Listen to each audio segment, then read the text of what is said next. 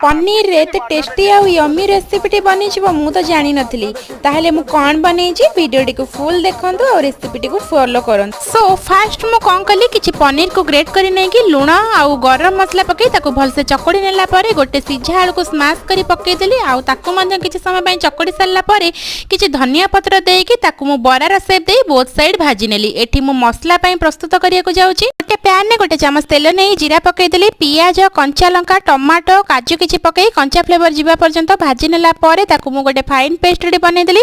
Pan ने आउ 2 चमच तेल नै कि अदा रसुण सुखिला लंकार पेस्ट दे देली। मसला टी कसी गला परे जो पेस्ट टी मु बनै थिली एबे ताको दे कि किछि समय पई कसी नेला परे ग्रीन मटर पकई ताको 2-3 मिनिट पर्यंत कसी सारी कि पानी दे देली। पानी टी मु सेमी ग्रेवी टाइप रो रखिबी। ऊपर किछि कसूरी मेथी दे कि भाजी की रखितिबा पनीर रो बरा टी को दे कि प्रस्तुत करि देली। मोर एई नुवा रेसिपी टी पनीर बरा रेसिपी खाइबा को बहुत टेस्टी थिला।